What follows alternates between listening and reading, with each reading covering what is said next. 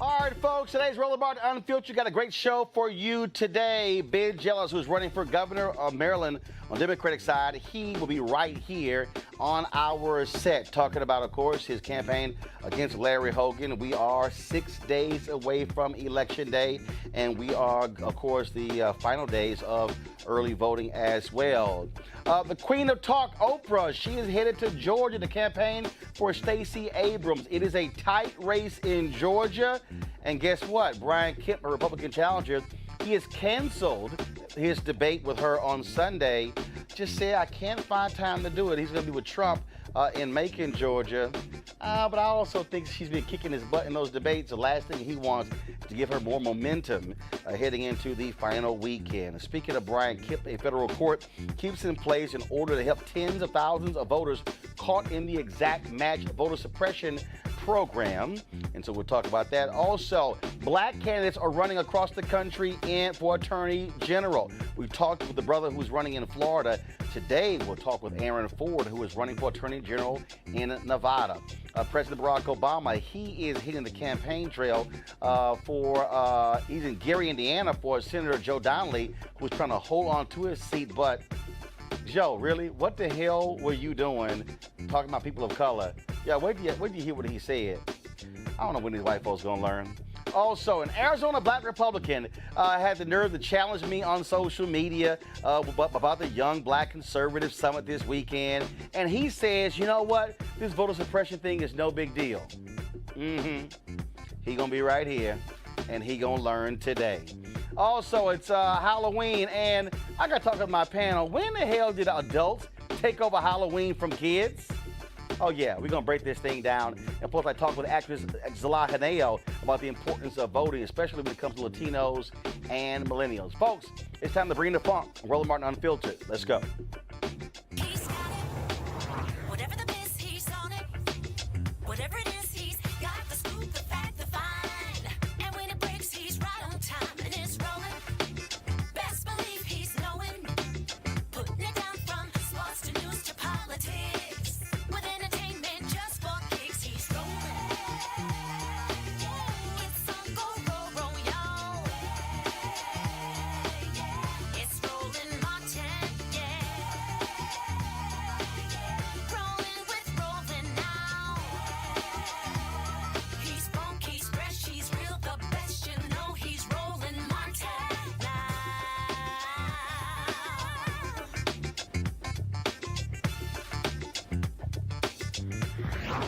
Martin. All right, folks, 6 days until Election Day. We are going down to the wire. It is getting wild and crazy out there all across this country. You have ballot initiatives in North Carolina, in Michigan, plus Florida. You also have huge gubernatorial races in Maryland, in Georgia, as well as in Florida. Of course, you got the big Senate races all across the country as well. And so all of our attention and focus on voting. And one of the reasons I'm wearing this hat right here, because I cannot deal with black people who are sitting on their ass and who don't want to vote. And then, of course, those out there who say voting is important, like you, Jason Whitlock, which is about the dumbest thing in the world, because how in the hell you think stuff actually gets changed in this country? Speaking of that, big changes happening in Georgia, where the Queen of Talk, she is hitting the campaign trail this weekend for Stacey Abrams. That's right, Oprah is going to be making her way to Georgia to campaign for Stacey Abrams. It is an absolutely tight race there in the Peach State. And look, I'm telling you right, it's just, again, it's all kind of drama there. Speaking of drama, Stacey Abrams and Brian Kemp, I forgot the third dude who's running, I don't know who he is. They're supposed to have a debate on Sunday on WSB. It's supposed to be at 5 p.m., but Brian Kemp said, oh, I can't make it because I'm going to be at the Trump rally at 4 o'clock. And so he's pulling out of that, and now he's trying to blame Stacey Abrams for it. Dude, it was set. Everybody else got it. How is it that you didn't get it as well? And so also, speaking of Brian Kemp, civil rights groups have won another victory in that case. A federal judge has declined to pause an injunction she ordered that changes how Georgia election officials evaluate absentee ballots. That pause was requested by Secretary of State Brian Kemp. Voters, of course, with mismatches must be notified of the problem. They can appeal the decision and vote with a provisional ballot. I want to go to my panel right now. Let's get right into it. On my far left, of course, Joe Madison. the Black Eagle, Sirius XM Radio, also Lauren Victoria Burke, writer for National Newspaper Reporters Association. Of course, Reverend Dr. Jamal Bryant is in the house. Empowerment Temple in Baltimore, and Deborah Simmons, senior correspondent of the Washington Times. Glad to have all of you here. And so it's getting a little froggy out there. Brian Kemp, Deborah, is a little worried. He ought to be worried. I mean, I think he thought that, okay, Trump did what he did in Georgia. I'm going to do what I do in Georgia. And there's a whole bunch of folks down there in red clay dirt territory that's saying, wait a minute, hold up. Who do you think you are? You know what? You really have to go head to head. The United States today is not the United States we had in 2016. It's not the United States we had in 2014. Right. And it's certainly not the United States that Barack Obama swung into, voted, put him in place back in 2008. And you have to measure yourself and measure your tone, which President Trump isn't doing, as we all know, every election. Not just every 4 years, but every election, whether it's a state election or a national election. So the key here, Lauren, is that what Stacey Abrams did, first of all, with the Georgia Voter Project, registering some 300,000 people. You look at what took place in 2016, where you had a candidate running for U.S. Senate, white female. Bottom line is, she was not sitting here even trying to compete for black folks. It was one of those things with, okay, I don't want to talk to black people. I'm really trying to convince these white people, especially suburban women, and she got her behind dusted. Stacey Abrams said, no, I'm going to focus on the people who actually vote for us, and I'm trying to turn out more of them versus trying to go after that mythical white woman who never seems to show the hell up. What a concept, right? To bring people to the polls who actually vote for the party that you're in over 90% of the time, which is basically what Steve Phillips, of course, has been writing about for years. And we'll see if it actually happens. One of the issues here is that Libertarian candidate, Ted Metz, who is probably going to take votes away from Kemp, and probably prevent them both from getting to 50%. So if we go to the December runoff, it's going to be interesting to see what happens there. But I do think she'll probably get more votes than Kemp, and that's a huge victory in itself. But if she doesn't make the 50 and we have the runoff in December, it kind of takes the joy out of it for that moment. We'll see what happens. Traditionally in these polls, even though we know it's going to be close, everybody knows it's going to be close, there is an undercount for minority voters, so hopefully that'll be the case here. And if we see that in Texas, that Beto O'Rourke pulls that out, which is unlikely actually, but if he did pull that out, the more likely one, of course, is Andrew Gillum in Florida. You could have what you could define as a realignment in the South if those three people were to win, or if only two of them won, if two of the three. Because, of course, Georgia and Florida are red states. Obviously, Texas is a red state. And as much as everybody talks about Georgia every single cycle, it usually does go Republican. So the fact that she's ahead in the polls is actually in itself a pretty amazing thing. Joe and Jamal, bottom line is here. If you want to win, again, this is real simple. You turn out those who you know are going to come out. Jamal, look, it's like look, being a pastor of a church, you know who gonna show up to Bible study. Absolutely. You know who gonna show up. Now, if you want to spend all your time trying to get the folk who not gonna show up and ignore the folks who do show up, then you're gonna have a problem. Stacey Abrams has run a smart campaign saying, no, go after the people and turn out more of them who we know are likely to vote for her. But she also did something that's not conventional for black politics, is she started her base in rural areas and then moved towards Atlanta. And a lot of people 18 months ago said, oh, this is crazy. There's no way it's going to work. And so she really has revolutionized our model to say we've got to go after a much larger base. The other part is look at the people who didn't vote. I contend, as I go to colleges all over the country, is Trump was elected not from the people who voted for him, but for the people who didn't show up to vote. And so if we can get those people back engaged in the process. I took my daughters to go vote Monday and was amazed. We had to wait in line for 30 minutes. At the last election, and that's early voting. Yeah, that's for early voting. The last election, we were whistling Dixie and playing Uno. But this one, I had to really wait. And even the marshal said, we haven't seen this since '08. So I think it's going to be a lot of upsets on Tuesday night. I think all of us are going to be up. Yo, they forget that black people in rural Georgia, too. Well, exactly. That's absolutely true. So and there's two things. One, she has a track record as a state legislator. Yes. And so that means that you look at that record, it's not her ideology that they want to keep playing on. Oh, she's a liberal progressive. She has been saying, look at the legislation that I introduced, look at the legislation that I voted for, and quite candidly, it's helped more white rural folk than, or just as much as it's helped urban Atlanta. Right. Then there's the other factor, what's still fresh in everybody's mind. Georgia is next to Alabama, and Alabama shifted. Yes. And people remember that. Yes. So I think the black women in Georgia are trying to show the black women in Alabama that we can do the same thing. Absolutely. And let me tell you, with Oprah coming down there, it's going to be heavy. it's going to be fascinating to see the energy that she brings. Well, it's in back the to last back. minute. Obama will be there this weekend. Oh, my He's goodness. going to Morehouse, right? And he'll be at Morehouse, and Oprah also will be following as well. And again, and then of course Monday at Ebenezer, there's going to be a prayer rally at 7 p.m.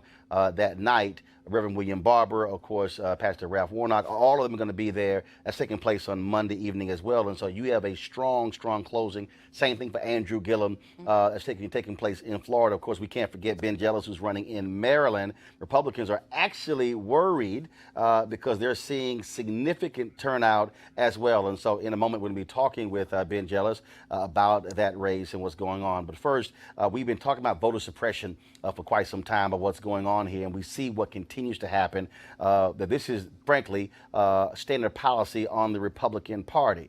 And so I was talking about that. And so this weekend, when they had the Young Black Conservatives gathering, Deborah, which was interesting because they would, wouldn't let a lot of black media actually cover it, including us, about pulling the press credentials, but you want to reach black folks. And so one of the folks who was on social media talking about that was Robert Maxwell, Deputy Communications Director for the Arizona Republican Party and also Director of the Arizona Black Conservative Federation. And so he wanted to challenge me to this conversation. I said, fine, you want to do that? Come on, so we can have that conversation. So Robert joins us right now. And so Robert, we saw the legal decision in Georgia today where the judge refused Brian Kemp's goal when it came to that particular injunction. We are still seeing what is taking place in many other states. This is real simple. Why aren't more black conservatives, black Republicans saying anything, calling out its party when it comes to the constant voter suppression they're engaged in? Well, I think we should make it clear that voter suppression, what you guys call voter suppression on the left, we call voter integrity. And actually, black conservatives are doing a lot to make sure black votes are not suppressed. And what they're doing is they're taking a stance against illegal immigration and voter fraud in order to do so. Got a question, Robert? Got a question for you. It's real simple. Real simple. How much voter fraud have we seen? What's the numbers? Secretaries of states in liberal places like California won't even comply with President Trump's voter integrity commission. Really? So we actually Hold up. don't know what the number is. 1 second, Robert. Robert, you said liberals? 2.8 illegal immigrants in this country, and that is not doing anything great for black votes and empowering the black vote. Robert, you didn't answer my question. You actually said liberals, secretaries of state. I recall Chris Kobach was the co-chair of Trump's voter commission, correct?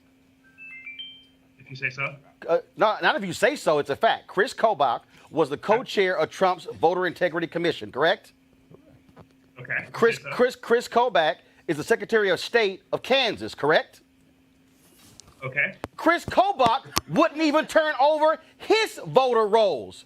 So you're complaining about so-called left states, but Chris Kobach, a Republican, Secretary of State of Kansas, who is running for governor of Kansas, would not even turn over his own data. So why aren't you criticizing the Republican secretaries of state who also would not turn over their data? Because the Democrats have created a political environment to where solutions are not practical. If Kobach does that, if he complies with President Trump's very modest and ambitious goal to make sure that voter integrity is upheld, what do you think would have happened to him during his run for governor? You're smart, I'm smart, so let's not pretend that this one anchor statement on this one Republican somehow means that President Trump's voter suppression concept was moved. Really? Let me ask you a question. Is this Robert, 1 second. Robert, 1 second. Robert, got a question. Robert, I got a question. Not giving me a chance to speak. Robert, I got a question. Robert, I got a question. agree that illegal immigrants voting is bad for the black community? Robert, Will you Robert. concede that does not empower black votes? Robert, this is what, Robert, this is what I know. A panel of Republican lawyers did their own study of voter fraud and found virtually none. Really, virtually none. Texas Democrats just last week. There's an investigation in Texas Democrats just last week. They were sending voter registration ballots to illegal immigrants with the citizen box already checked. That is not for the black vote. That does not empower black votes. Robert, here's what's amazing. Let's not talk about voter suppression, which is a smokescreen used by liberals in order to scare and antagonize minorities. Well, so if it's a smokescreen by liberals, why is it that when former North Carolina Governor Pat McCrory invited General Colin Powell to North Carolina, General Colin Powell, lifelong Republican, chastised McCrory to his face from the stage and chastised North Carolina Republicans for passing an onerous voter ID, voter suppression bill? That was Republican Colin Powell. How do you respond to that? Because Republican Colin Powell is just as big of a rhino as any of these other never-Trumpers who do not want to see President Trump's America First agenda. Robert, here's the problem, Robert. Robert, here's the problem. Robert, I want more than 15 seconds, Roland. That's not how the interview's going to go. Robert, I'm gonna let you finish, but I want to give you facts. Colin Powell did this before Trump ran. He did what before Trump ran? He called out.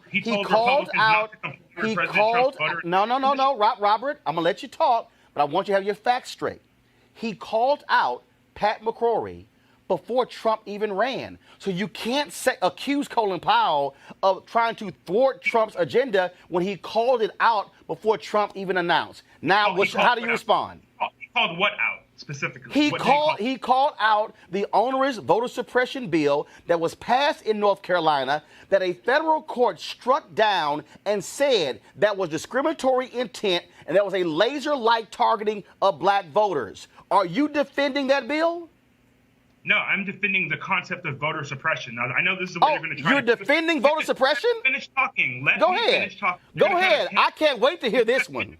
Let me finish. You're trying to pigeonhole me into one specific policy. No, I'm not. I'm asking you a question, but go ahead. I'm not a North Carolina guy. All I know is the national talking points of voter suppression is not framed properly because African American votes are not empowered by illegal immigrants voting. You want to talk about voter suppression? Let's talk about illegal immigrants voting. Let's talk about restoring voter integrity into our elections, and let's not have dead people vote. Robert, in California for the past 50 years, right? Robert, so that's for genuine, legitimate discussion of voter integrity, not voter suppression. Let me tell you a couple of other things about voter suppression. Voter suppression is a term of art that was created by Democrats over the past decade in order to scare African Americans and make them think that Republican policies evoke Jim Crow-era regulations on voting. That is just patently false. In fact, I saw your little show yesterday. What was patently false? I'm sorry, Robert. Robert, 1 second. What was patently false about North Carolina? Stop.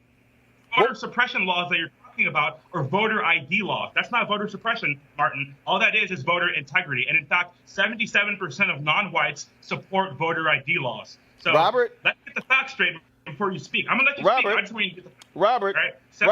77% of non-whites support voter ID laws. Robert, this is the lead paragraph in a story from May 15, 2017. The Supreme Court on Monday refused to revive a restrictive North Carolina voting law that a federal appeals court has struck down as an unconstitutional effort to, quote, target African Americans with almost surgical precision. Robert, we also know that a state senator in Wisconsin admitted that the effort by Republicans in Wisconsin to raise the voter fraud flag was a joke. In fact, this Republican state senator in Wisconsin said he then hired his own people to go out to find voter fraud, and what he found were examples of voter fraud by Republicans. This is a Republican state senator who served more than 30 years. Also, 5 federal judges in Texas ruled that the voter ID law in Texas had discriminatory intent. A federal judge a week ago ruled that the Missouri Republican Secretary of State should not be running an ad saying that folks should be bringing their ID when they didn't have to. That happened just a week ago. Now, That's now one suppression. second. That's voter integrity. Oh, And that's let- voter and let- integrity. And let's talk. And let's get back on Texas. Like I just mentioned, and you were shockingly silent. Texas, literally, Democrats have been sending ballots with the "Are you a citizen?" voter registration cards with the "Are you a citizen?" already checked. You should look that up yourself if you haven't done the research. Here's my look question. This up. There's an How entire many- investigation into this. okay. Texas Democrats. Oh, by the way, this past primary that we had here in Arizona, the Democrat Maricopa County recorder was disastrous. 6 hours waiting in line. People had to vote. In fact, some of the polling places. No, let me finish. Some of the polling places, Republicans showed up and they didn't even have a ballot there in their name. So what does this show us? Oh, this really, shows Robert? Us that voter suppression and concept of voter suppression or a voter incompetence happens along party lines. Hey, It's not Robert. something that Republicans try to do in order to disenfranchise Robert. the African community. However, people like That's a lie, Robert. You know you're lying. do what you're paid to do, and you're essentially trying to create and invoke a certain fear in the black community. No, I'm not. I'm stating fact. Your votes. Here's a When fact, in Robert. Robert, here's a fact. Here's a fact. A in two clerk. states where Democrats are the ones doing and guilty of voter suppression. So Answer this, I don't know, Robert. you tell me, Democrats Rob- or Republicans? Robert, Who's answer really this.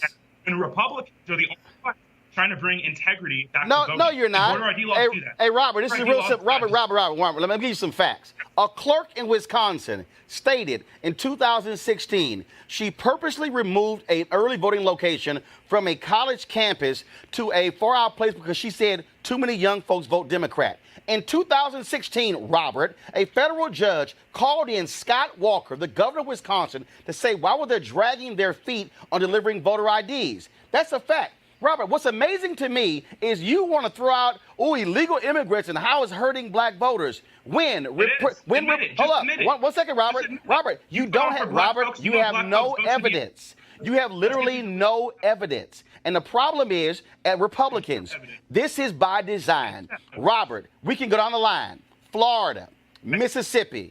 I'm not done. Florida. We just had the NAACP just won a case in Shelby County where Republicans were trying not to certify folks who registered to vote. So you're defending nonsense. The fact of the matter is you have black Republicans who have far more credibility than you. Black Republicans who actually have been, frankly, black Republicans longer than you've been alive, who say, you know what our party is doing is wrong. And for some reason, you literally are defending folks who are suppressing the vote, but then Republicans run around and say, oh, we voted for the Voting Rights Act. We voted for the Civil Rights Act. How can you, as a self-respecting black man, defend folks who are trying to actually keep others from voting? I'd like to ask you the same question. How can you, as a self-respecting black man, encourage illegals to vote, which highly saturates the voting pool and makes black votes functionally useless? And you have no proof about how in Texas, Democrats are sending ballots with their citizenship box already filled in. I've heard no response from that. Additionally, I told you about what's taking place in California, where voter registration in some counties are at 100%. Well, guess what, Robert? The reason we have attorney generals. I don't understand how you, as a self-respecting black. The reason we have attorney generals who also investigate those things. And all I'm saying is, show the proof. But you know what, Robert? Hey, if you are more than happy, with voter suppression, that's fine. But I can guarantee you this here. Black people, but you said it doesn't exist. Robert, this is real simple. Robert, this is real simple. I'm going to go down the line. This is the last one for you, Robert. This is the last one. I'm going to go down the line. Missouri, Florida, Mississippi, Arizona, Alabama, California, Georgia, Nevada. Tennessee, Texas. You even had in Maine, where Republicans in Maine got rid of same-day voter registration when the citizens didn't even ask for them to do it. And what happened? The next year, the citizens put it back on the ballot, and then they said, no, what you did was wrong. So how is it that as a party, you keep trying to deny folks the right to vote? Go ahead, your final comment. And let's talk about that. Let's talk about what citizens want. 77% of non-whites are in favor of voter ID laws. Got it. Why? Because they want their vote to count as Americans who's helped build this country. So my question to you is, why do Democrats not listen to their constituents and just accept voter ID laws? In fact, In 2002, voter ID laws were going to get passed as a part of the Help America Vote Act, and it almost got killed because Republicans tried to add voter ID laws to it, because Democrats don't want voter ID laws. Why? Why do you think that is, Roland? Because they have illegals voting. And I don't understand how you, as a black man who's supposed to be so pro-black, you were shocked that I didn't know who you were because you're so pro-black. You can't be so pro-black if you're letting illegals vote, which is saturating the black market. That's not empowering the black vote, Roland. All right, you know that. Robert, it's all good. I thank you for coming on. You repeated the same talking points several times. I appreciate it, but it's a joke to somehow saying all illegals are voting. But again, Robert, I have you back on. I'm about to talk to Ben Jealous right now. No, Robert, I'm going to have you back on. But do me a favor, go find some new talking points, because you keep repeating the same one over and over again. It's sort of redundant. But Robert, if you're or if you're just ignoring it. No, I'm not ignoring it, but I appreciate it, Robert. Thanks a bunch. Sure. All right, folks, joining us right now in studio is Ben Jealous. He is running against Larry Hogan. Ben, you had to enjoy that. Oh, my gosh. Because as somebody who ran the NAACP, you kind of knew about voter suppression. Well, here's the thing, right? The Republicans kept commissioning these studies to prove that undocumented folks had voted, and they kept proving themselves wrong. So then they just stopped commissioning new studies, and they just started asserting it as fact because their own studies had proven that it wasn't a fact. And that's what we're dealing with, is this kind of dystopian sort of parallel universe. They listen to Alex Jones, they listen to, Rush Limbaugh. They're disconnected from facts, even the facts of their own studies. Well, I mentioned a guy from Wisconsin, and it was an amazing story. And he said, he came out and said, you know what, my party lied. He said, we kept talking about voter fraud, and I kept asking, he said, I was asking my fellow Republicans, where's the voter fraud? He said, they kept giving me anecdotes. He said, so he then went to his staff and hired people to say, okay, go find voter fraud. And he found Republican voter fraud. And he said, we lied. He said, we lied. This is a 30-plus year Republican who said, my party was lying about voter fraud. You literally have a greater chance of being eaten by a shark, struck by lightning the same place twice, finding somebody who truly believes they were abducted on a UFO, than you do of finding somebody who's actually committed prosecutable voter fraud. That's again though, but again, what you have here is you have the game that is being played because you want to throw this whole deal with fear out. I made the point about how we're 6 days inside of the election, and I was talking to a couple of Republicans in Maryland, and they're concerned because they said that I saw basically their numbers are supposed Republican turnout is up about 30 or 40%. They said, but Democrat turnout up 140+%. So here's the thing, right? They all act surprised. No, what was I known for in 2012? Leading the NAACP and turning out 1.2 million unlikely voters to help re-elect Barack Obama. All we're this race is what I've done my entire life. We put it in perspective, Roland. At the end of day 5 of early vote 3 years ago, Democrats were up 50,000 votes over Republicans. This year, we're up 150,000 votes. Day 6, the Republican trend dropped off. They actually returned 2014 levels. We were still about 2.5 times our 2014 levels. So I'm urging everybody in Maryland to keep voting, keep early voting. We keep this up, and we got this. And look, 3 weeks ago, folks were saying, look, Ben's DOA. He's down 18 points. He's down 20 points to Larry Hogan. The one person who wasn't saying that was Larry Hogan, because he was in a similar place 4 years ago. So this is looking like deja vu all over for again, except he's in the opposite spot this time. And so in the final 6 days, what connection do you make? What do you, is it about, have we got to the point where, look, you can run as many ads as you want to. Is this purely about ground game? It's purely about ground game. We have 6 times more organizers on the ground than we did 4 years ago. We are running a scrappy, tough insurgent campaign, focused, you're doing something no Democrat in, say, the post-World War II history of Maryland has ever had to come to a crowded primary to take on an incumbent.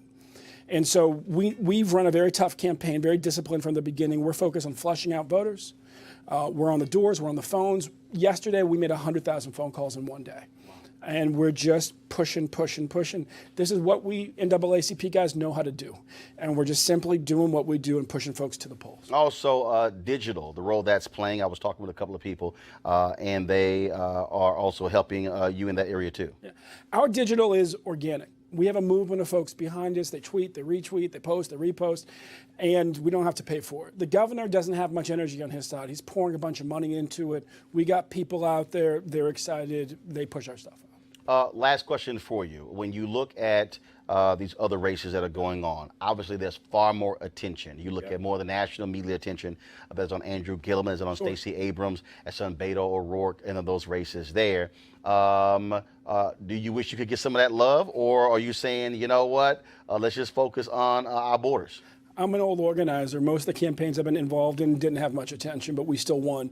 And we won by sticking to our knitting and pushing folks out. In this case, what are we doing? We're all around the state talking about how we can finally fully fund our schools, how we can get healthcare costs under control, take on the pharmaceutical companies, get a better deal, and build a more inclusive economy. As you know, it's been the last 5 years as a tech investor.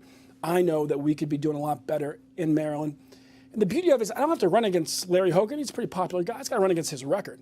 I mean, everything that should have gone up went down. Everything that should have gone down went up. Schools fell in the national rankings from 1st to 6th. Our economy is so stuck that if we had the job growth of Virginia, we would have 40,000 more jobs right now, and their job growth is below national average. Murders are up 42% statewide when you don't include Baltimore City, and when you do, up over 50%. Healthcare costs are up 120%, and opioid deaths are up 160%. And that was supposed to be his signature issue, and he's completely failed. And what's worse is he has no plan to deal with any of these things. So on the one hand, he's popular. On the other hand, our message is much stronger. What it comes down to is a ground game, and our ground game is stronger too. All right, Ben Jealous, certainly good luck with it, and we'll be watching what happens over the next 6 days. Thank you. All right, thanks a bunch. All right, folks, law enforcement, huge issue, and also African Americans are paying attention to those seats as well. Now, typically, when you talk about running for statewide office, it's been secretaries of state and things along those lines. But we're now seeing African Americans running to be attorney general.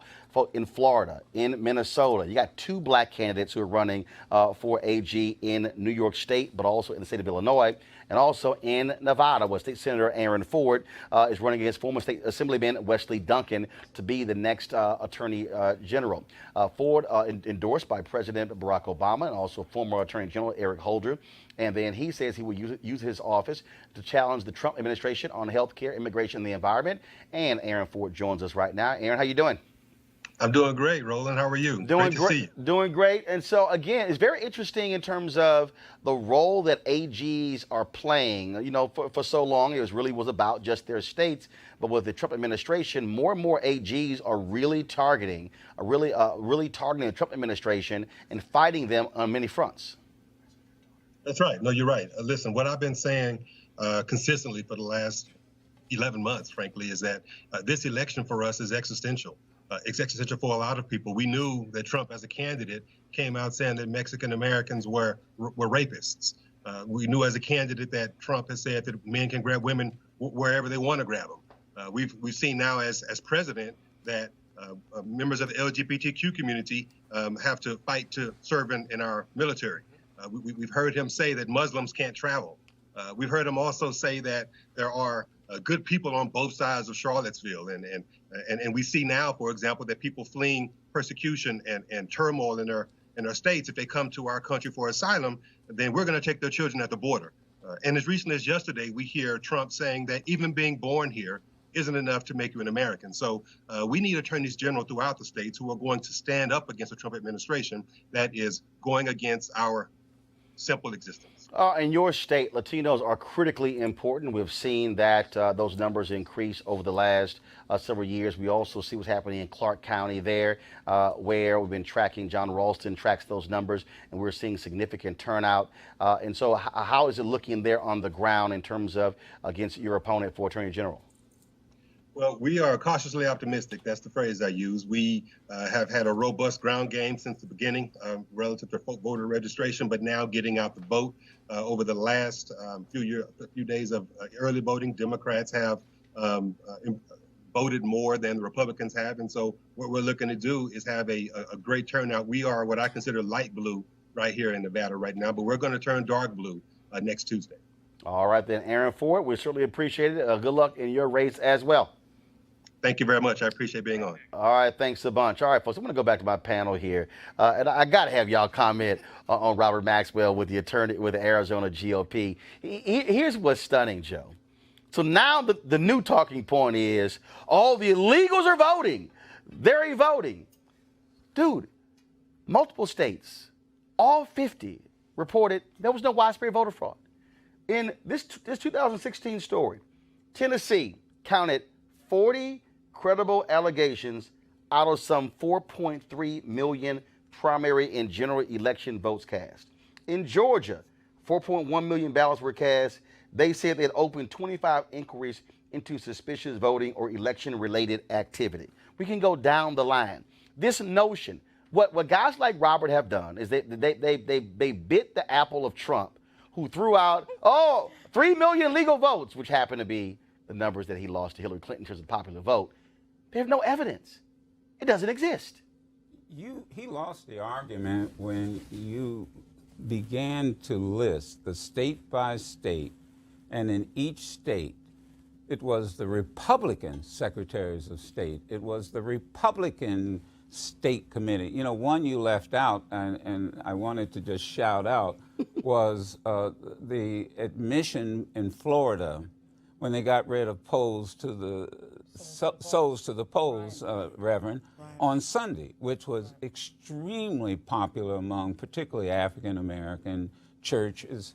And you had I think it was the chair of the Republican Party that actually admitted that they hired a consultant to figure out how to suppress the black vote.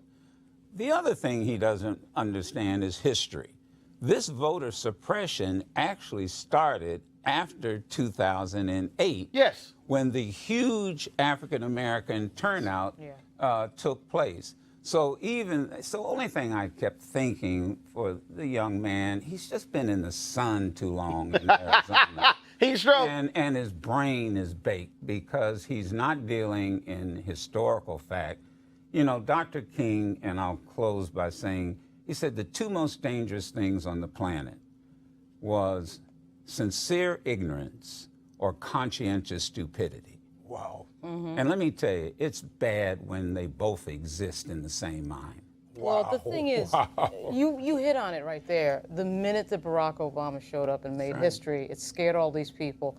They've created these fake facts, fake reality. Right. They've created their own fake news. There's a whole lexicon now of conservative media that is just fake because they cannot deal with the reality, which is that the country is in fact changing demographically, which is in fact that the Obama coalition won that election, and that coalition includes Robert, but you know, they want to live in their fantasy world, and their fantasy world is all they've got. And at some point, reality is going to catch up with them. Deborah, this what gets me. The Trump Commission, the Florida Secretary of State said, state law says we can't turn information over. And frankly, we won't turn information over. Texas said, ain't no way in hell we turn information over. Right. It's Republican. Right. There were New Hampshire, we ain't giving y'all a damn thing. Right. Numerous Republican secretaries of state. Right. And what he did was, California, the Democrats, they won't turn it over. And Republicans. Because even the Republicans knew it was a BS commission. Look, here's the thing. Whether it's 4 votes, 4,000 votes, 40,000 votes, or 4 million votes, voter fraud is wrong. Okay, can we agree on that? Agree. It's wrong. Okay. I got turned off when he says we don't use voter fraud, we use voter integrity. Well, now you lost me.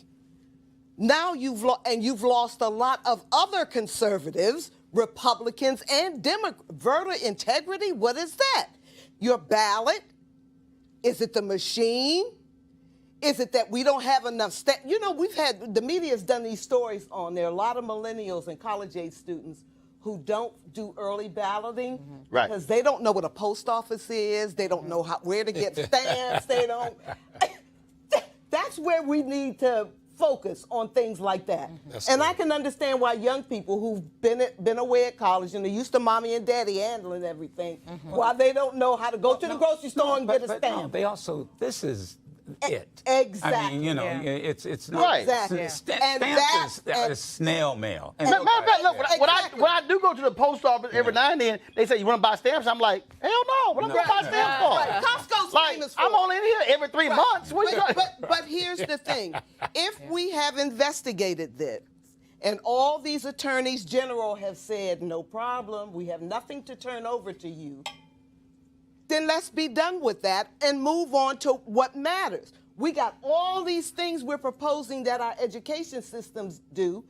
These dorms don't say you can come downstairs in the lobby and buy a stamp if you need one.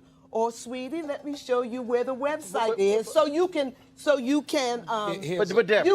online. But this is what drives me crazy. I was just at North Carolina A&T on Sunday.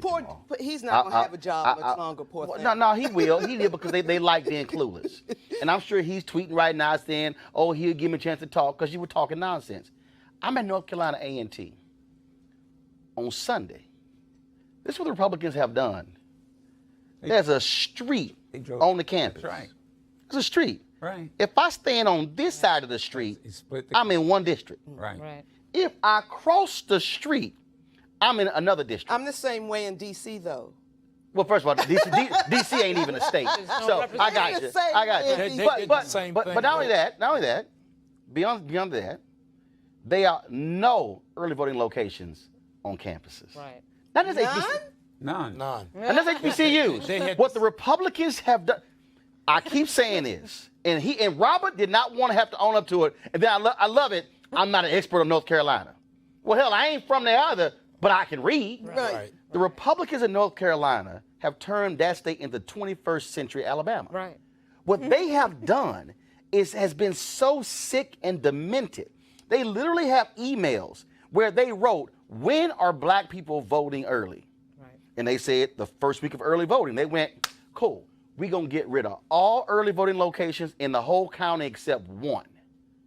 Those are the games they're playing, and this brother can't even say, "You know what, that's not right." Let me show you the resilience of this hour, and a sterling example that crystallizes both of your points is they shut down the early polling station at Bethune-Cookman.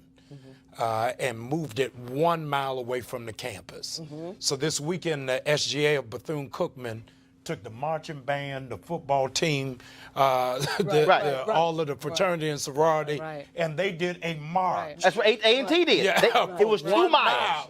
It was 2 miles. Wow. Bruh, hold on. Let me tell you. Let me tell you what would happen. I shot the video of them starting.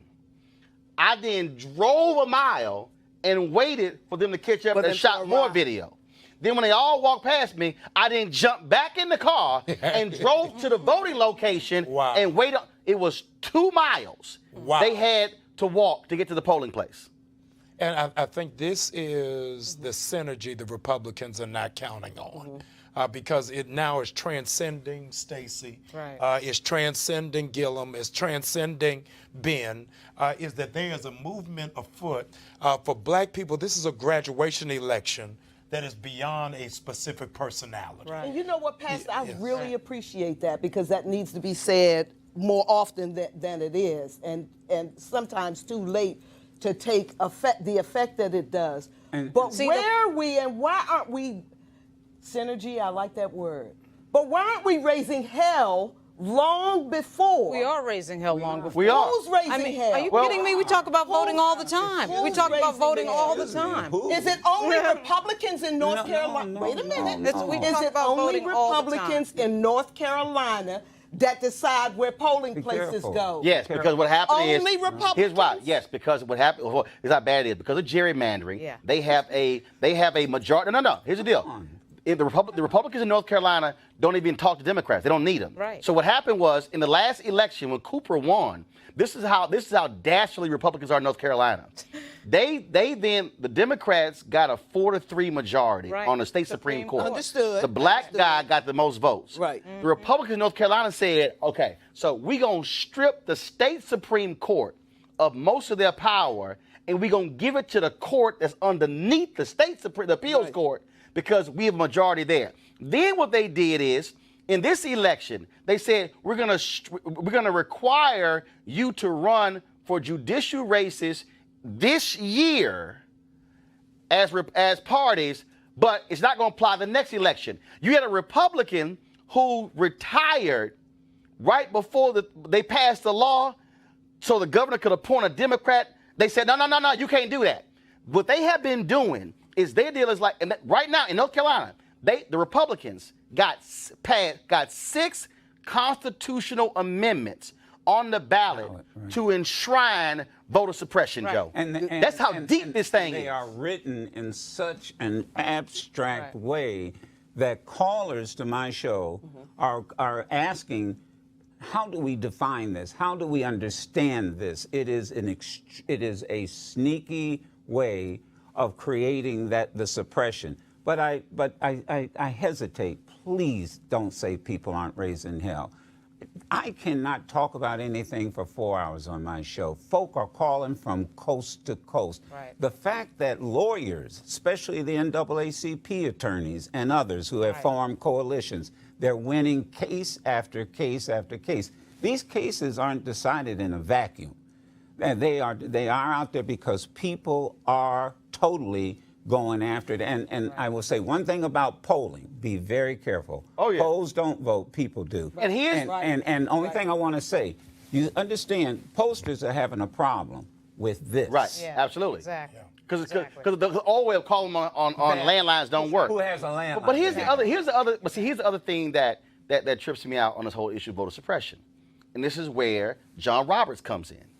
So in the Shelby v. Holder decision, John Roberts goes, "Oh, look at the numbers. Yeah. Black folks are voting. Right. Bruh, we had to overcome poll tax.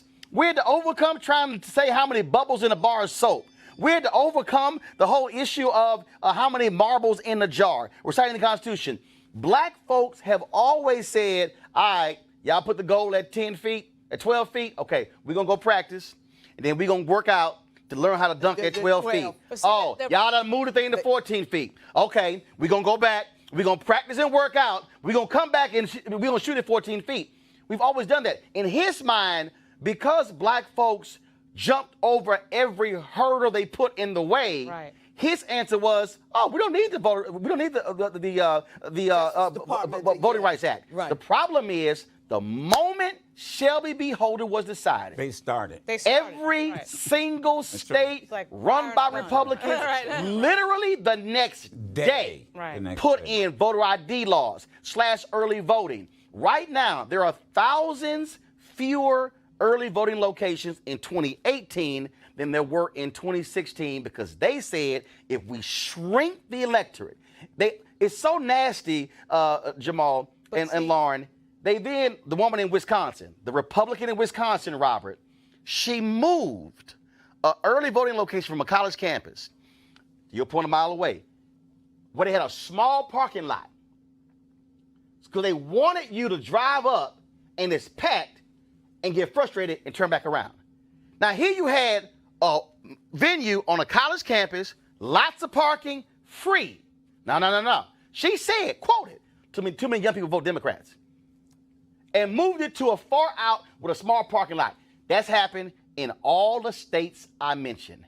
Those are the games that they're playing, and Robert is defending that nonsense. Dodge City, Kansas, where I think it was mostly Hispanic. Right. Yeah. One polling place, and they moved it Out the city. out of the city where there was no public transportation close by, so people literally had to drive. The county in Georgia, the guy who was an advisor who gave money to Brian Kemp's campaign after the primary said we should shut down 7 out of 9 early voting locations. See, what you described, and everyone has This heard last this point before I go to before. my next one. Anyway, Jim Crow is what you described, is what our grandparents went through and parents. So Also, Jim it's what Crow. the federal court said in North Carolina case. But what is now happening, ladies and gentlemen, in the 21st century is James Crow Jr. Esquire. It's just a sophisticated version of old Jim Crow. Yeah. And that's what they have But the implemented. numbers are going to catch up to them. Yes. You realize that. Because if white women do what the polls are indicating on the 6th, and you join black voters with white women or any other white number, and of course Hispanic voters, they can't keep up with this. And Alabama partially proved that. But again, we got to see what happens in Georgia and Florida. So they can play these games, obviously targeted toward minority groups. But when you have Donald Trump in office and he starts pissing off the other demographic groups in the United States, you lose. Which is why I specifically said to Sherilyn Ifill, to Vanita Gupta, the Secretary of State of California, and a panel at CBC. Y'all keep talking about voter suppression for black folks and Latinos. Right. But voter suppression is also targeting young whites, It's targeting the elderly as well, because in Wisconsin, 250,000 people, largely elderly, they said, did not vote because of voter ID. And the federal judge called Governor Scott Walker and said, now, the Obama administration said y'all can go ahead and do the voter IDs. Right. So why are you taking so long even issuing them? They were dragging their feet even on issuing them. So that's sort of the drama that we have. Got to go to a break right now. We come back. Another crazy white woman. We'll be back on Roland Martin Unfiltered. Hey folks, Roland Martin here. Now we know black women are out there voting in huge numbers, but brothers, what's going on with y'all? What I'm hearing from men, they say, look, I'm concerned about lack of jobs, I'm concerned about mass incarceration, but then they're sitting on the sidelines. That's not gonna get it. We've got to have men and women going to the polls, engage in the process, voting on elected officials, and then holding them accountable after they are in office. This is real simple. If you don't vote, shut the hell up.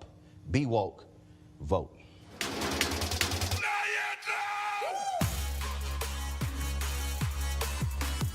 All right, folks, over the next 6 days, you're going to see more of the pieces we've done, including conversations with Zala Haneo as well as Erica Ash. So look forward to that right here on Roland Martin Unfiltered. All right, folks, one of our partners here, Trans Real Estate. If you're looking for a hot new investment opportunity, I have two things I want you to think about: legal marijuana and crowdfunding. Now, you just let that sink into your head for a second. Our friends at Transatlantic Real Estate have created a unique opportunity for everyday investors like you to get in the game for a minimum of $300 up to $10,000. Look, you get in where you can fit in. Now, typically, it takes millions, if not billions, to invest in the legal marijuana industry, and it can be pretty risky trying to establish market share. However, Transatlantic Real Estate is taking a different approach. They buy the land that supports marijuana grow operations and lease it to licensed, high-paying tenants. Now, imagine being a landlord to a licensed marijuana farm. With the prospects of further legalization and changing public perceptions about marijuana, some investors could end up making some serious money over the next several years. The best part is they're using crowdfunding so you can get in now before they take the company public. If you want to find out more information, go to marijuanastock.org. That's marijuanastock.org to get in now. All right, folks, let's talk about the Senate race, okay? So in Indiana, Joe Donnelly is a Democrat. He's doing all he can to really embrace Trump, but also be a Democrat. But the other day, Obama was in town campaigning for Joe Donnelly. Lord have mercy, Joe said this. If elected, how will you commit to bringing diversity into your leadership and senior staffing, including women, African Americans, and other underrepresented groups? Senator?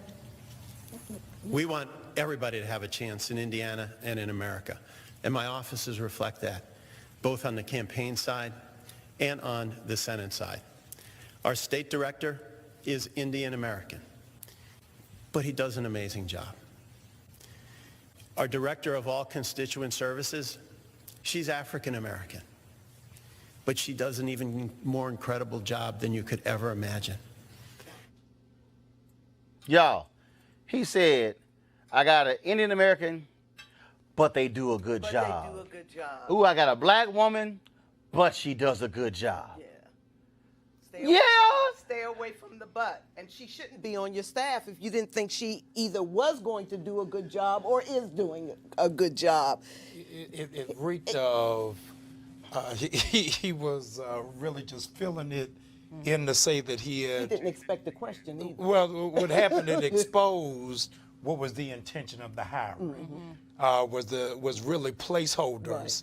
And then he was shocked that they were actually able to perform. I mean, it's sort of like, right? It's like when I'm at these media conferences, they say, yes, we're absolutely looking for qualified minorities. Right. Well, I would think your ass looking for qualified minorities. Right. I ain't never heard somebody say, no, I'm desiring unqualified people for these jobs. Right. And I keep saying, they only use the qualified right. with us. You ain't never heard them saying, I'm looking for a few qualified white boys. Right. You know, it's old-fashioned tokenism. We don't use that word too much. But I learned a lesson a long time ago from a former state official in Connecticut. He was the treasurer. He pulled out money. He said, look at the quarter. How much is it worth? 25 cents. I said, what's wrong with you? He said, look at the dime. How much is that worth? I said, that's 10 cents. And then he says, look at this as a bus token. He said, how much is that bus token worth, New York City bus token? I said, I don't know. He says, well, whoever gave you the token. And that's what you just heard. You just heard a man sit there describing tokenism. So I've got this token, I've got that token, and then he puts a value on the token. And that's what is wrong with what we just heard. And was oblivious to it. Thank you. He didn't realize. Twice. That's right. Now, he said lazy. I meant to say and. Okay. Now, I got to get y'all talking. Okay, folks have been tweeting me this, and I got my own perspective on this, but so they're saying that Hillary Clinton made this joke about, I know, Joe, I guarantee you've already talked about it on your shows. I can't wait to hear you. No, so, I chose not to. You didn't chose not to? So she had an interview with Karen Swisher of Recode, and this happened. What do you think of Cory Booker's, and you didn't comment on him, and you feel free. Oh, I adore him. What do you think about him saying kick them in the shins, essentially, start to get to that kind of political? Well, that was Eric Holder. Yeah, Eric Holder, Yeah. I'm sorry. Yeah, I know they all look alike. No, they don't. Oh, well done.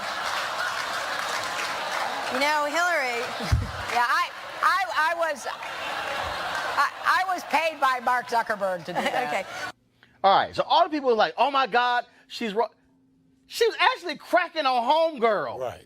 Hillary was really saying, well, how in the hell your ass got them confused? Yeah, all the black people look alike. Yeah. All right, so I'm gonna go down the line. How did you see it? When you heard that? Because I said I wasn't going to talk about it until I got on your show. So, but I saw it the same way. That's exactly the way I saw it. She cracked on her. Yeah. And you know, bottom line. I mean, that was exactly totally what she cracked did. on her. She just cracked on her, and her got it too. Yeah. Her realized. that's why she said, well played, well played. Yeah. How'd you see it, Deborah? I saw it. This is the first time I've seen it or read about it. I saw the headline, Right. and I was like, that don't sound right. Hillary knows better. So I'm missing something in Right. the If you story. read it, it will and come that's across. it. Yeah, and Yeah. that's it right there. Because it doesn't come across in the stories that are online. Because the way, Jamal, Now, I'm as a Gen Xer, I'm the last generation to play the dozens. hell no, I'm a Gen Xer too. Yeah, And we're the last generation, Right. so the millennials don't know about playing dozens. So I'm saying I took it as that. We in the back of the school bus that she really pulled her card. I was giving her a high five and putting hot sauce in her pocket. Ran to the front of the bus. but it's amazing how a lot of folks on social media, oh, see, Hillary is racist. She said you can't tell them apart. Because a lot of social media goes for the reaction first instead of giving you the facts of the story. Oh, you say context missing? Oh my yeah, God. hello. Oh my God. Go to the point is that a lot of them on social media didn't grow up playing the dozen. But they also So they didn't know how to read and interpret it. But they also, because that's a subculture all by itself. but you also, Nobody reads, you nobody gotta, checks. it's like you also gotta watch the video. Right. Yeah, you really. Bottom yeah. line is, when I see something like that, the first thing I go is, I want to see the video because Right. I want to see what was the setup, what was the reaction, what was the context. and so I'm That's telling right. when I saw it, I went, first of all, before I even saw the video, my opinion of it, 'cause this is the first time I actually saw the video, I read about it, Right. was exactly what my reaction was. I went, the way I read it, I went, no, she cracked on her. Right. As opposed to say, oh yeah, you know, we can't tell all of them alike. No, Right. she was cracking on her. Right. So Lauren, go ahead. No, I was going to say I thought it was pretty intuitive of her. But I've done that online. I've looked at something real fast. I did it to you the other week when you were on the Today Show, and I had the link. And I didn't realize you were in the segment. Remember that? Right, You were like, Lauren, I was in the segment. So Lauren sends me a text about the Megyn Kelly segment, and I was kind of like, yeah, Lauren, I know. I was sitting right there. Because I didn't click the link to look at the actual video, so I was reading so fast. Right. Like, if you don't pay attention. I literally like, yeah, Lauren, I know. That was me. One of the reasons I didn't want to touch it is on radio. Radio is well, and see, radio is theater of the mind. Right. And I didn't know how to explain it. Right. But the thing about what we're doing, this is multidimensional. Right. So when you read the headline, and it depends on who writes the headline. Right. Yes. You see, then you only get one dimension. Exactly. Then when you hear it, you get a second dimension. Now that we sat and saw it, and we saw the reaction of the host who went, oh, shit. Right. Okay, all right, y'all. So, you know, this has now become a daily feature on Roland Martin Unfiltered. Crazy-ass white women. A white woman in Portland, Oregon apparently called the cops because a black couple's car was a few inches into a crosswalk. No. The couple was picking up a quick bite to eat. This is what happened when they came out. They gonna call her? This is another white person calling the police on a black person because she says we're illegally. Because she's saying that we're illegally parked right here. Come on, Maddie. Come on, please. You are. So this is her. It doesn't give you the right. Go home. Go back to your neighborhood. It doesn't. Go back to your. You're not from here. Not doing that shit. If you calling about a car that's been parked less than 5 minutes across the crosswalk, I've been here you ain't 10 from minutes. here. You an idiot. Bro, I'm telling you, these white women are losing their mind. No, and it's okay. Go ahead, Joe. I'm sorry. I have a list that I've been keeping that is now yay long. Black folk barbecuing in the park. Black folk selling lemonade. Selling lemonade. Yeah. Black folk walking to their own building. And now I've got to add this one. It is now become Crosswalk Karen. It's not. That's a good one. It's now become a sport. It really has become a sport. I am now of the opinion that some of my folks are saying that we ought to be a law against it. In other words, if folks start calling the police on these kinds of issues, there should be a law that you either fine them, criminalize their behavior. Because, first of all, this is dangerous because while the police are coming on a call because somebody's car is in the crosswalk, there's some real crook somewhere. It also it's a waste of time. It also shows generationally the lapse. So when you were growing up, there was a different ethical standard that you knew going out the house, you were admonished. Now, y'all don't act up because them white folks gonna call the police. Then there was an in-between generation that says, under NWA, F the police. Right. So now we're seeing a revisitation. So it's not about a broken tail light. It can just be that the lights are on. And so there's got to be a whole nother talk. That's why that movie, The Hate You Give, is so critical and so important. I took my daughters. I haven't seen that Yep. yet. Yeah. That's a great movie. You got to go see Great it. movie. Yeah. They cried through the first half. I cried through the last half. But it really gives a backdrop to a new generation of understanding what is the crisis in our community and the disconnect with police. You know what else is scary about that is that if the police had come, There you go. if the police had come, Yes. there would have been the whole thing. Where's your ID? Where's the registration for the Boom. car? Blah, blah, blah, blah, blah. Where's the witness? Scared white woman. Because the car What was she scared? is a What was few she inches frightened of? into Because the car was a little inches. She couldn't do this here. There've been The entire thing is Her deal is, they did show it a lot, but it was literally inches in the crosswalk. The entire thing is, though, about somebody assuming that they have authority over you that they do not have. See, that's the deal. it. And that's why That's Trayvon it. Martin is dead today. Precisely. Because George That's it. Zimmerman assumes that he has authority over a young black It's male scary. walking. And George Zimmerman's When he deal has is, no authority. He's not a cop. I'm He's a nothing. fake apartment security guard. Right. And I have the right, Right. to ask you. It's no different than when one of the great book, The Rage of a Privileged Class by Ellis Coles. And it happened here in D.C. One of the stories in the book, there was a black law partner, comes to work early, 7 o'clock in the morning. He's suited and booted. He's got his wing tips. He's got his $1,000 briefcase, and he gets into the elevator, a little young white boy, sweater, khaki pants, blue shirt. So he looks, floor press, all right, cool. All right, so I'm going to the elevator, just chilling, all right. So then I get to the floor, and so the young man go ahead, and the white boy got off the elevator, and the black guy got off the elevator, and they go to the door. The white boy pulls out his key card, unlock the door. Brother's like, he goes, I'm sorry, may I help you? Who are you? And he's going, no, I'm going to my office. Who are you? Right. The white clerk. Right. This was a partner in the law firm. Right. This white clerk felt that he had the right to question this black law partner. Exactly. Right. Law partner, Ellis writes in the book, law partner goes into his office and he is fuming. He is mad. He's because he's like, wait a minute, hold up. I'm a damn partner. Right. This is a lowly ass clerk. Right. And he felt that he had the right to ask me who I was.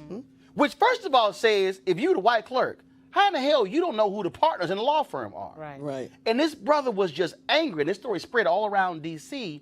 And that speaks to black professionals, where you have folks who have this position like, I get to ask, I'm white. I can ask you anything and you have to comply. This is like South Africa in the passbook. Show me your papers. In America, we are culturally conditioned to believe that white is superior, black is inferior. Yep. And the manifestation of that cultural conditioning is that black is undervalued, underestimated, and marginalized. Speaking of generation, now you've got a generation that says, we're not going to be undervalued. We're not going to be marginalized. That's and we ain't going to pray. And that's why you heard the young man said that you must be crazy. But I also can tell you how many times that I've been in front of a hotel, NAACP conventions, and somebody has handed me the keys to their Mercedes and asked me if I would park it. And there's been some times I've thought about taking those keys. Aaron Mosley Braun did that to me. Yeah. The convention, the Black Caucus convention, bunch of us are standing there talking. She walks up and hands me the keys and says, I was told you'd park my car legally. And I said, they said I would? They said I would? She said no, but she said just go to that clutch down there in the lobby. And I said, I think it's the wrong clutch. But it's cultural. No one is immune. No, it is. Yeah, I mean, it really is. And for those who don't know, Carrie Mosley is black. but it no one is. is. And the thing is, what we have to see, it's also how we react. I've had people who got mad at me. They're like, "Oh man, why you act a fool when people ask you on planes, did you play football?" Because damn it, I didn't. Don't ask me if you heard I'm on Texas A&M and I got on a hat and a shirt. Right. The white boy got on Alabama gear. You ain't ask his ass if he play ball. And the thing, but he doesn't look like a fullback. You do. right. And hold on. And if they actually saw a fullback, they know this ain't how a fullback look. But that's sort of this whole thing. And you're right. This is those conditioning. Yeah. But this generation ain't gonna suck it up. Nope. And that was the beauty of Black Lives Matter. They came in the door with that attitude of we're not taking this. We're not doing this. Right. That to me was. So I said this yesterday, so I'm going to go ahead and do this PSA again. White women in America, I'm about to help you out. If you would like to keep your job, if you like to be anonymous, if you would love to just go and have a regular life, don't act the ass, because this right here going to make your ass famous. If you act a fool about some inches in the crosswalk, we are going to let the whole world know you exist. Now, a whole bunch of y'all keep losing y'all jobs, and I keep saying, for every white woman and every white man who act a fool and we capture on video and they get fired, we should send 20 black people to apply for their job. I'm telling you, if white people keep going crazy, we could get rid of all black unemployment every time they act a fool. And so, if any of y'all are encountered by a crazy white person, pull your phone out. Well, do me a favor. Turn your phone this way. That way is horizontal because it fills the whole screen up versus the vertical. You got the black bars on the side. We want to see the whole picture. We want to see all of them. So that's all you have to do, and we'll be more than happy to have this as a regular feature every day on Roland Martin Unfiltered, because the new segment is going to be called Crazy White Women. I appreciate y'all for watching. Don't forget to support Black Roland Martin Unfiltered by going to RolandMartinUnfiltered.com. Join our Bring the Funk fan club. Again, 6 days left to vote. We're going to be tomorrow. I'll be broadcasting live from Texas Southern University. Looking forward to being in my hometown of Houston. One of the reasons I'm wearing this hat, I got a phone call today. They told me that first of all, that black turnout is low in Houston. So I'm going home, do something about that, because I can't have y'all embarrassing the hell out of me. We can't have that. And also, I'm going to pull this up here. I'm going to try to. I'm going to have it for you tomorrow. There are 19 black women 19 black women who are running for judge in Houston. Wow. It is amazing. Yes, it's amazing. I had it on my phone here, and then I'm gonna go to my Instagram page. So Henry, you're gonna pull it up in a second. So let me pull it up here. And I posted this the other day. Nope, that's not it. Because it's amazing. Here's the photo right there. Again, here you go to my page there. 19 black women who are running for judge. And so, folks, y'all got to vote. You also got black women who are running for judicial races and DA races in Alabama as well. And so, please, please, I need everybody watching to understand this here. Don't just vote for the top of the ticket. Don't just vote for who's running for governor and senator and the U.S. House or even the statewide offices.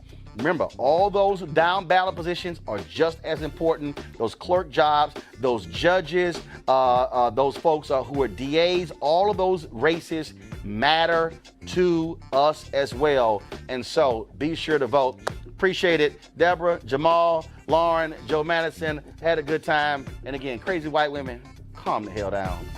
Or we gonna make you famous. Holla.